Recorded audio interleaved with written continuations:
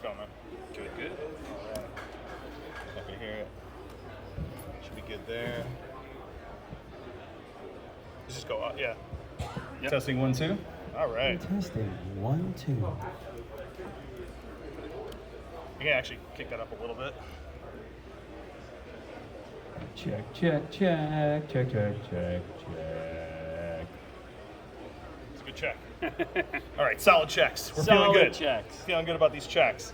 All right. Hey, everybody, and welcome to the first panel for today. I'm your host, Noah, but enough about me. We have Pete Capella in the house, everybody. Say hey. Woo. Yeah. Hi. Ready to rock, man. Ready to rock. Thank you so much for joining us. I really appreciate it. Of course, Noah. I'm so happy to be here. Awesome, man. I can tell. You look good. You look spry and you look ready to rock. Do I really? I think so. All right, because you only gave me a 6 out of 10 earlier. Oh, so- no. You said I slept 4 hours. Do I look like I slept 4 hours? I said I'll give you 6. Oh, You slept at least 6 hours. Okay, in my I thought eyes. you meant like I'm a 6 out of 10. Oh, so no, I'll you take get- the 6 hour. Sir, you're a 10 out of, I'm married, but I'm going to say you're a 10 out of 10. Sir. All right, great. I'm married too, and I'll give you a 10 out of 10. That's beautiful. Look at that beard, dude. Look at- Are you kidding me? Oh, my God. Okay, beard bros right now. Well, Confirmed? I'm barely a beard compared to your beard. I still respect your games, sir. It's Thank all you, good. thank you. All right.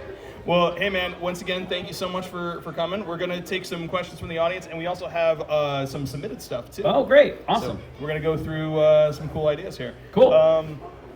First things first, let's get into like the Sonic franchise as a whole here. So, Yeah. When it comes to Sonic, so here's how the question goes. Were you gravitating towards Sonic when you auditioned, or were you more introduced to the franchise like after getting the role and stuff like that? Like, what's your experience with Sonic? Cool. That's a great question. So, two things. I knew Sonic because I'm old, and so I had an Atari, and then a Nintendo, and then a Sega Genesis. So a man of quality. A man of quality. Yeah. I'm glad you said that. So yeah, I knew who Sonic was, but Sonic barely had a voice then. I think Sonic X was on, but I was a little too old to be watching that, even though I was also watching Ninja Turtles. Right on. So I didn't know what Sonic sounded like necessarily. And then I also got a specific direction in that audition, which was this is more anime than it is your traditional, what you would think Sonic would sound like. So when they gave me Silver's, like, when I went into audition, first of all, the audition process was very funny because I was actually in 4Kids Productions auditioning for Teenage Mutant Ninja Turtles at the time. Okay. They kept bringing me in for these big bad guys. So I was in for this, like, yo, like that type of guy. Sure. And I did not get that role. That's fair. I like what you just did, though. Thank you. I'm Yeah. into that. But I was walking out the door, and they were like, "Hey, Pete, do you want to try this 14-year-old hedgehog?" And I'm not even kidding. I was halfway out the door, and they called me back in, and they were like, "Hey, this is he's 14 years old. He's got a chip on his shoulder. He's a little bit more in the anime world than you would think Sonic would be." Sure. And that's where the voice came from. My brother was serving overseas at the time, and like it was Iraq, Afghanistan times, and my brother was like this younger dude who had a chip on his shoulder, and so I kind of modeled it after him. That's awesome, man. Yeah. That reminds me of Peter Cullen too, like who plays Optimus Prime. Yeah. He has a really strong relationship with his brother who was in the military. Oh, cool. Interesting. I love that there's that connection. Yeah, That's really I didn't cool. know that. Great. I'm going to use that from now on. There you go. Yeah. Like Peter Cullen. No. Just like Peter Cullen. Yeah, right. Very cool, man. That's Yeah. awesome. So when it comes to that audition, was it just like, hey, we're gonna here's this character? And did it feel like a natural thing, or where Yeah, was, it was weird because, again, I was in for something else earlier that day, so Right, this was kind of like, yeah, I guess, and then, but I was excited because I loved the games, the Sonic games, the earlier games, and then, I don't know, it was, You never know, right? Yeah, you literally never know when you're an actor. For anyone out there who wants to be a voice actor or a stage actor or a TV and film actor, I got a question about that too. Great, because and I do all of those things. You kind of have to. You put all your work into this audition, and then you walk out and leave it in the room. You never think about it again, as much as that's humanly possible, because it's not really possible. Yeah. But I actually, once I auditioned, and I had been getting called into 4Kids a bunch. Once I auditioned, I didn't think about it, and it took, I think, like a month before I heard anything, and there was never any callbacks. Wow. I just got a phone call, and they were like, "You booked it." So it was great. it was really crazy. Yeah. That's awesome, man. Yeah. No, and that's cool, right? Is it's just like you don't know. And again, I've talked to a lot of voice actors, and they always say that it's like the most healthy thing to do is to not cling to those roles. You know? Yeah, So, and it is very hard, man, because like Sure. if you are a good actor, you're the way that I work specifically is I'm really creating a backstory for every character that I'm trying to bring to life. Right. And so sometimes it's hard to kind of leave it at the door, but you have to. Yep. Yeah, well said. So what drew you to the world of acting? Great question. Really great question. I don't think anyone's ever asked me that. Only the hard-hitting ones. Yeah. CCS, that's I what we mean, do. I grew up in the 80s, and like, honestly, the answer is the Wonder Years. Really? The show Oh, The Wonder Years. great show. I loved it. I loved it so much. I'm essentially the same age as Kevin Arnold in the show. Mm-hmm. And I was like, oh, I like this, and I want to do it. So like, I was in my 5th grade play, and as Nice. Scrooge. In A Christmas Story. Oh, wow. And I started there, and I actually got asked to go up to, I grew up in New Jersey, I got asked to go up to New York and start auditioning for things, but my parents were too busy. They worked, and they didn't have time to drive me into New York City all the time. And so I kind of left that aside for quite a while, and I got into sports, and I was playing soccer, and I thought like, hey man, maybe this is my thing. I might like play professional soccer. And then I tore my knee in half. And at that same time, I also discovered improv comedy. And so I've been a professional improviser since I was 15, 16 years old, like getting paid to improvise since I was 15 or 16 years old. That's awesome. I've worked with all the guys from Whose Line Is It Anyway, and I still continue to do it to this day. So I started doing improv, and when I got injured playing soccer, I was like, you know what, I'm gonna lean into this thing. I'm gonna lean into acting. And so when I went to college, instead of like focusing on sports or academics, I focused on theater and just fell back in love with it. That's wonderful, man. Yeah. Yeah. So, and that's what's cool about it too, is it's like being in theater, you're learning the fundamentals of acting. It's not so much just, I want to voice act, you know, because I feel like there's a lot of new voice actors out there that go, I love anime, I want to voice act, but learning the fundamentals of acting is so paramount to Yes. being able to play a character. So we discussed this earlier, but anybody that asks me, because it's the number one question I get at my table, other than to say it's no use, which I will say a million times. I promise you can ask it, and I will say it. Wonderful. That said, the number one question at my table is always like, how do you become a voice actor? And the advice that I always give is to take acting classes first. Everyone can make funny voices. Everyone in this entire store can do some sort of funny voice. The key to bringing it to life is to know how to act. Because when you're on camera, I can see your eyes, I can see your facial expressions. If you're on stage, I can see you move, I can feel you in the room. And when you're voice acting, you're in a booth by yourself. And you just need to know how to bring that character to life, and acting classes are the way to bring that to life. And then you train your voice. Very well said. Yeah. Completely agree. Anyone have a question over here? No pressure. It's all good. We got plenty over here, but here. Please. That's a good question. Ooh, your favorite my line, favorite that's the line. question. Yeah. Yeah. So my favorite line, it's just because it means so much to me. It was the first line I ever said as Silver the Hedgehog. So when they called me in, I booked the role. And then I went in for my first recording session. I had no idea what I was in store for. And it was the only time I actually matched lip flap as well. So, because the rest of the time I didn't even know what my character looked like. So they were filming, or they were putting together the trailer for E3 in 2006. I assume it came out in either the end of 2005 or beginning of 2006. And so the whole trailer happens, and then at the end of the trailer, Silver is like standing on the edge, and he says, "I finally found him, the Iblis Trigger." And that is my favorite line. Nice. Because it was like so meaningful for me to like be in there and do this thing. Also, I didn't know what Iblis Trigger meant when I said it. I was like, yeah, sure, yeah. Say whatever words you want me to say. We found the gobbledygook. What do you think of that? That's exactly right. That's what it sounded like to me. That's awesome. Yeah. No, and that's cool too, right? Because it's like, you know, even with that trailer, that must have been exciting because it's like, all right, I said it. Can't wait to find out what that is. Yeah, You know? absolutely. And I will say that continued on through 300 pages of dialogue of like, I'll say this thing, I wish I had more context in knowing what I was talking about. Because and this is, I'm sure you'll dig this. So when I was in that booth, so normally if you're recording something, you know, you're in a booth and there's a session director and then someone on the boards working like working the boards like a producer, and that's it.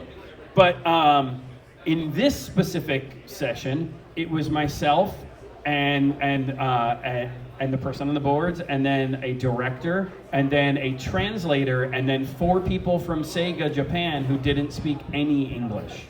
So anytime they told me to say something and like they were trying to get across what they meant, it was a lot of things were being lost in translation. So when I watch 06, I'm like, oh, if I knew what was happening, I might have said that completely differently, but I just didn't really know.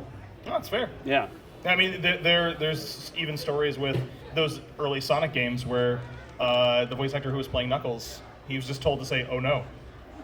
And everybody loved, you know what I mean? But it's still like an iconic moment, like, oh no. Right. Well, and, you know, obviously the meme, the iconic line from 06 is, it's no use! Yep. And so, but I said that once. It was a throwaway line in the booth. You know what I mean? Like, it's immortalized now. Yeah, so I didn't know they were going to make him repeat that 5,000 times while you're battling Sonic. So, you just never know what they're going. You do your work in the booth, and then they do theirs afterward.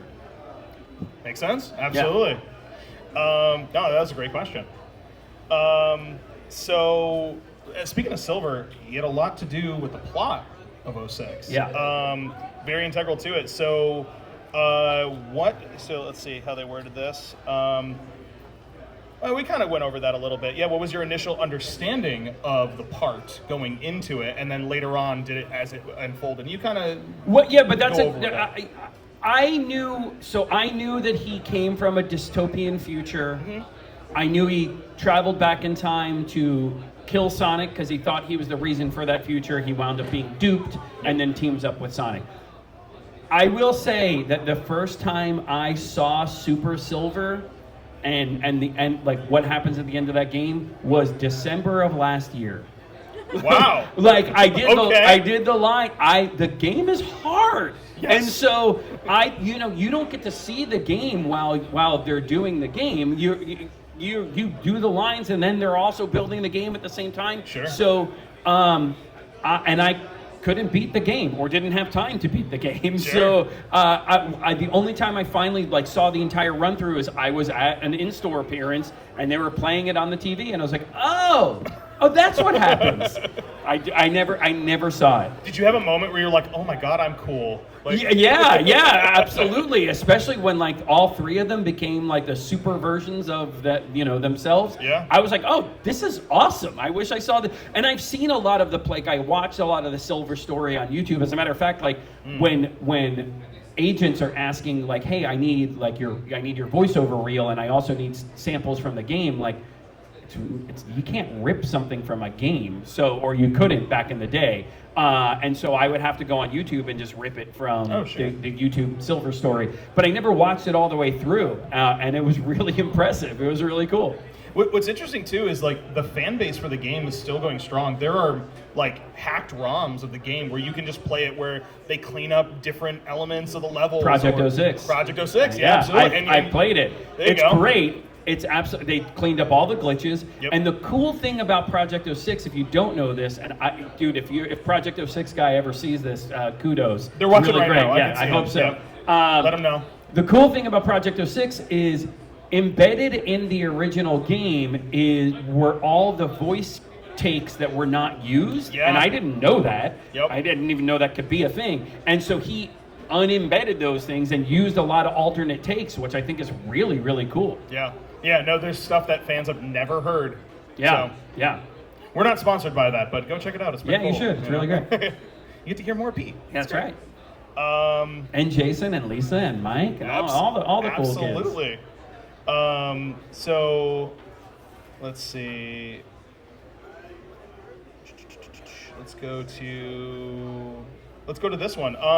In terms of roles as a voice actor or as an actor, actually, is there any roles that you got a chance to do that you would like to do again, even like the theming, type of character, or is there any kind of roles that you would really like to do that you haven't got a chance to do? Okay, great. Really, really good question. I will say, because it's way past that now so that I could say it, I was, I got to the second or third round of callbacks to replace Rick in Rick and Morty. Okay. And that's one that I was just like, I want this so bad because it would have been so much fun to do. Also, you get to improvise, within that booth, and that's something I couldn't do on in Sonic. So that would have been awesome.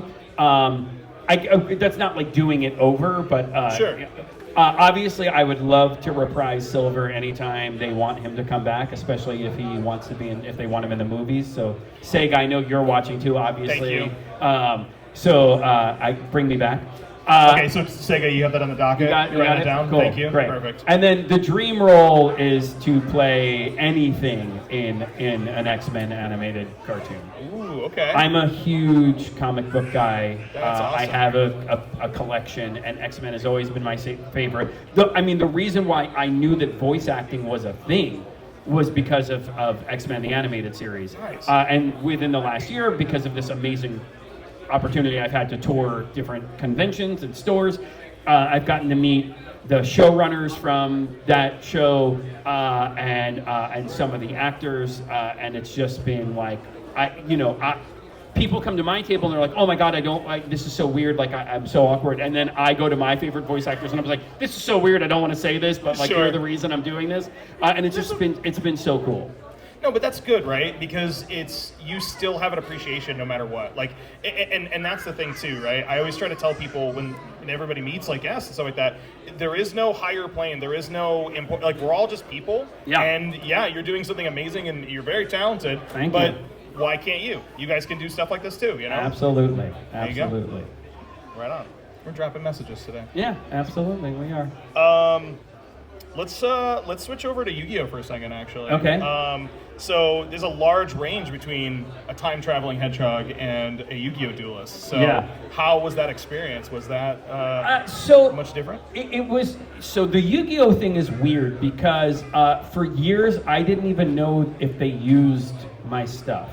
Okay. So Four Kids was very weird at that point in time. I don't even know. Because they didn't even credit people at the end of the cartoon, so I didn't know. I was like, is that my take on it? I don't know. And you get back in the day, I'm a SAG actor now, and so everything is union. But back then, I made very little money doing that work. And so you get your check for. So Dexter is in 3 or 4 episodes. He only pops up every once in a while. He's not a huge character. Sure.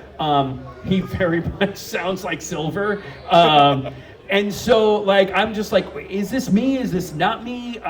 What did I get, a check for $200? I don't know. Sure. But it is really fun to be in a different franchise that is so huge. I wish Dexter had a Yu-Gi-Oh card. He does not. I've been searching for years. They just never made one. We got to talk to some of the Yu-Gi-Oh vendors. We'll see. If what's the closest? Well, and I know you can make your custom cards. I've considered doing that. There you go. Yeah, but it was really fun. Again, any opportunity to bring any character to life is just the most. The thing that brings me just so much joy, and I'm so humbled by it. When I have people come up to my table in tears and tell me I was going to unalive myself and Silver's character saved my life, or my parents were never there and Silver raised me. That stuff, when people tell you that your work has affected them in any way, it is the most gratifying and humbling experience as an actor. Even like, you know, I'm in Los Angeles. I'm auditioning for huge things. I have an acting coach, and that acting coach is like, hey, how's this convention stuff going? And like, I had to be like, hey man, as an actor, you just want to affect anyone in any way, and I never thought it would be through a 14-year-old hedgehog, but here we are, and it's so great. We all find our paths. Absolutely, Yep, yeah. absolutely. Any questions over here? Yeah. Like all the Sonic games that have you played and not played, which one would you consider your favorite? Ooh, good question. Favorite My Sonic favorite game, Sonic game. okay. Probably Sonic and the Black Knight. Nice. It's a really cool. I just think it's an awesome game, and it's a really fun take on Sonic. You know, Silver just shows up as like a secret character at the end or whatever. Sir Galahad. Yeah. But I just think it's a really fun game. I also like the Sonic Riders games. I think those are awesome. Yeah. Shout Got out a lot of Sonic head nods fans. there. Yeah, right. Yeah. Awesome. Now, would that be because of the role you got to do with it, or is it just as a player? I guess both. Okay, cool. It was fun to bring Silver to life in a different way. Yeah. And then also as a player, they're just cool experiences. Yeah. Nice. Yeah. Very cool. I love the playthrough of 06. I didn't have a glitchy version of the game. I never. Cool. So when people talked about the glitches in Sonic 06, I was like, what are you guys talking about? Because I didn't have a glitchy version, and then I've seen the glitches, and I was like, oh. How do you play this? It's like It kind of impedes momentum. For the sure, game. yeah, absolutely. But yeah, once again, it's good that people are trying to make sure it stick around. You know? Yeah, and I also I think Sega does a really good job of doing stuff that like serves every facet of the fandom. So to have a game like Sonic 06 where it's your first big story game, and it's a long playthrough, it's like a forever playthrough, and I'm not even joking, there was 300 plus pages of dialogue that, just for Silver alone, and so each character probably had the same amount. To like, here's Silver on a snowboard, like that's awesome. I just love that you can see every facet of that character. So going into that, there's emotional moments, there's turmoil, we're at the bottom of the second act, and it's just really rough, but then we have Silver on a snowboard.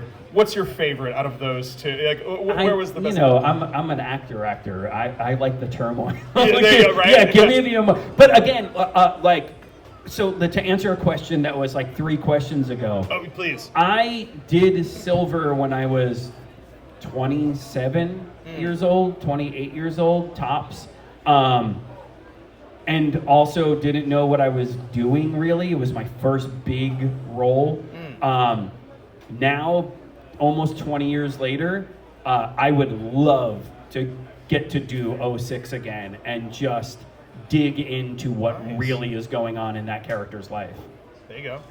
Especially because we've been so close to a dystopian future in the present day. So let's hope we don't deal with Mephiles, right? Yeah, exactly. Cross some fingers. No, that's really cool. So how would you approach it differently? What would be something if something comes to mind? Again, I didn't have this opportunity then because I walked in the booth and then they gave me the script. They didn't send the script to me ahead of time. So I would just know his past and what it's like to live in a future like that, and that would eventually affect everything that I did in that present day timeline. Also, it's nice to know who I'm talking to now, because again, I had no idea who I was even talking to in some of those lines. Right? No, that's fair. Different experience. Totally. Yeah. I like that. I like that. All right, we have one final question. Actually, does anyone else have any questions before we go to the final question?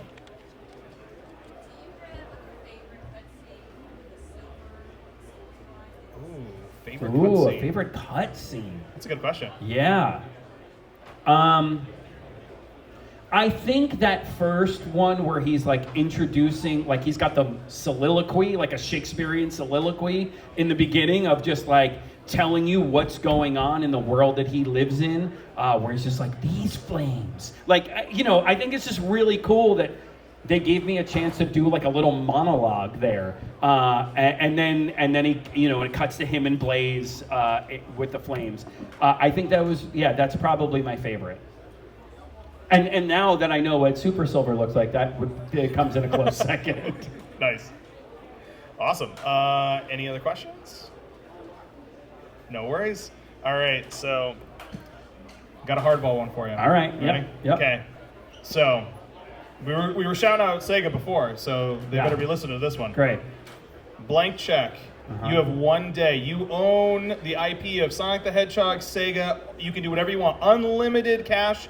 You get to make one project. It could be something of merch. It could be a game, movie, whatever you can think of. Wow. What would you do? That is the hardest question.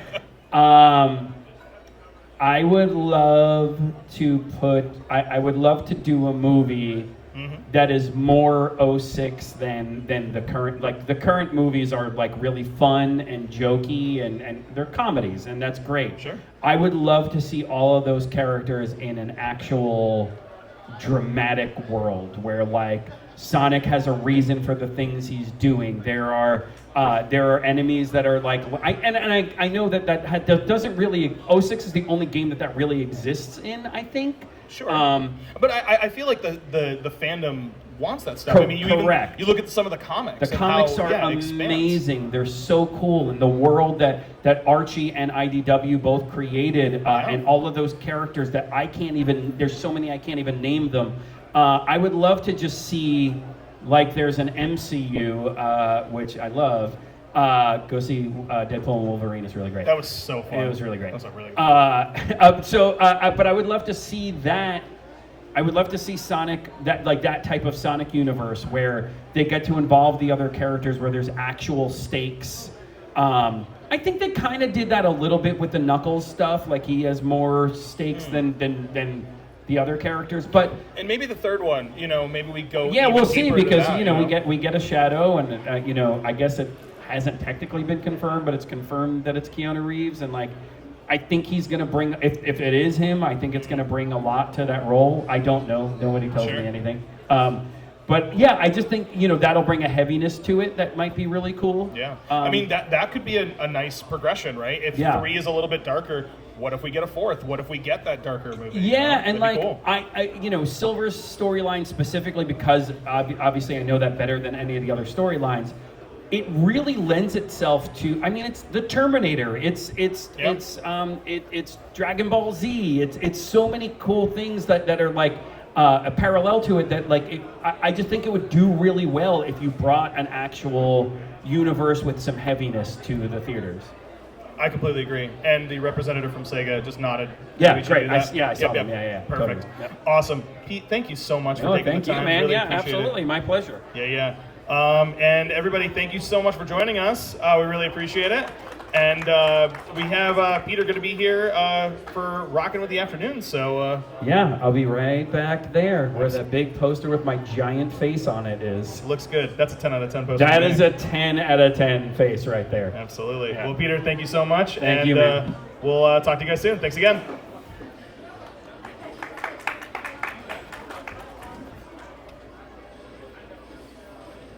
Thanks, man. Yeah, dude. Of course, that was awesome.